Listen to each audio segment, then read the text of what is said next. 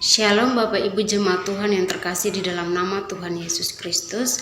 Mari kita membuka mata, hati, dan telinga kita untuk mendengarkan kebenaran firman Tuhan yang saya pilih di dalam Injil Lukas, Injil menurut Dr. Lukas, pasal yang kelima, ayat yang kelima.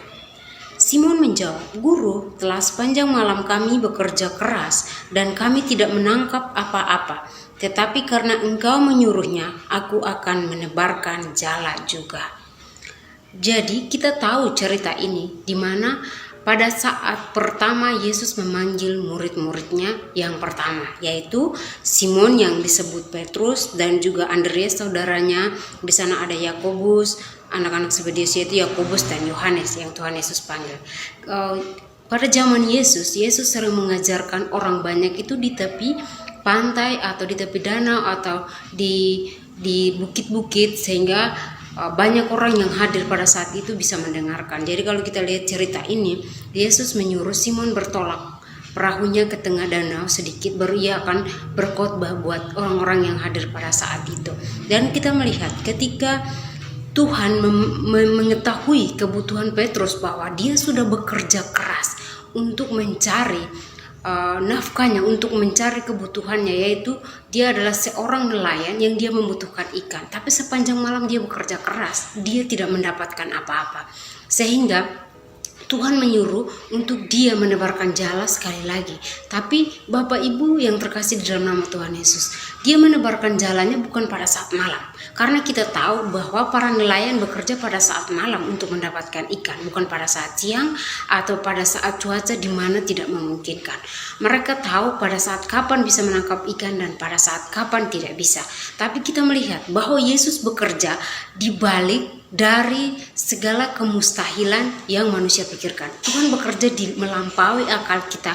Tuhan bekerja melampaui kebiasaan kita. Tuhan bekerja melampaui apa yang kita tahu.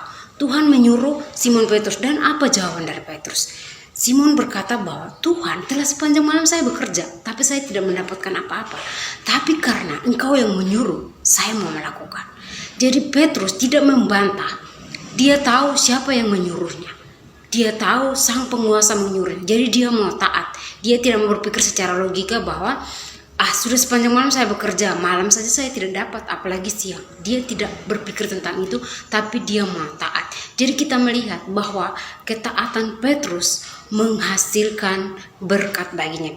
Ketaatan Petrus menjadikan mujizat yang besar. Dan kita melihat dalam situasi seperti itu, ketika Tuhan memberkatinya, dia menyadari keberadaannya dia, bahwa dia adalah orang yang berdosa. Dia tidak pantas untuk Yesus hadir dalam kehidupannya, sehingga ia tersungkur dan meminta kepada Tuhan, "Tuhan, saya orang berdosa, patutlah engkau meninggalkan saya." Tapi apa kata Tuhan? Bahwa tidak, engkau akan kujadikan penjala manusia. Demikian juga dengan kehidupan kita. Ketika kita mau taat untuk melakukan apa yang Tuhan perintahkan kepada kita, meskipun itu mustahil, di luar pikiran manusia, di luar dari apa yang sudah kita kerjakan, kita usahakan selama ini, tapi kita mau taat melakukan firman Tuhan, maka mujizat akan terjadi dalam kehidupan kita. Dan karya Tuhan, kita akan melihat perbuatan Tuhan yang ajaib yang ia kerjakan dalam kehidupan kita, melampaui dari pikiran kita, sehingga nama Tuhan dipermuliakan di dalam kehidupan kita. Mari kita taat melakukan kebenaran firman Tuhan, meskipun itu mustahil dan susah dalam kehidupan kita. Demikian firman Tuhan, kiranya Tuhan Yesus memberkati kita. Mari kita berdoa. Tuhan Yesus, kami bersyukur dan berterima kasih untuk hari ini, di mana Tuhan telah mengajarkan kepada kami untuk bagaimana kami mau taat terhadap kebenaran firman Tuhan, meskipun itu mustahil bagi kami, di luar dari kemampuan akal budi manusia. Tapi Tuhan, Engkau yang maha tahu, Engkau yang maha kuasa, bekerja melampaui akal manusia, melampaui apa yang kami lakukan, melampaui pengetahuan kami, dan melampaui dari kekuatan kami. Oleh karena itu, kami mau percaya kepada Tuhan, dan kami mau taat melakukan kebenaran firman.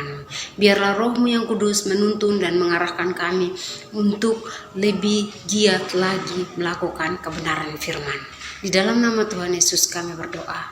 Amin.